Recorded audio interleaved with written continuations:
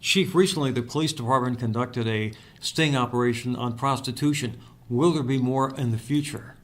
Well, the results of our last enforcement efforts were disappointing because we had a huge response to our ads for advertising girls basically for sale. It tells me that there's definitely a demand in this city, and you aren't going to get rid of the problem if you don't reduce the demand. So there's no question that we need to do more work in that area. And my warning would be to people that are looking to get involved in this and pay money for this sort of activity, you best be very careful because, mark my words, there will be more of these sting efforts coming in the very near future. Can you be more specific?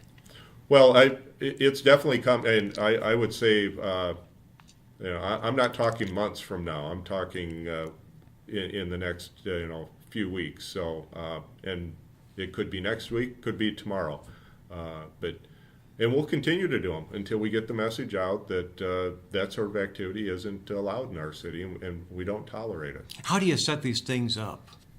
Well, it's quite simple, actually. We just there's different internet sites where you can advertise, an escort service basically is what it amounts to, and it's amazing the number of phone calls that you get. And we don't advertise that we're selling sex, but it doesn't take long into the conversation when they first meet, when the person that's coming in is asking for sex and willing to pay for it.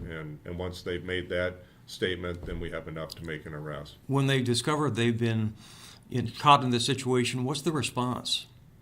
Well, I think they're surprised. It's an activity that, frankly, has probably been allowed to go on for too long, and so they shouldn't be surprised going forward because we've been very open about this, and we, frankly, that's all we want is for it to stop. Our goal isn't to see how many people we can arrest. So it's going to happen soon. Absolutely.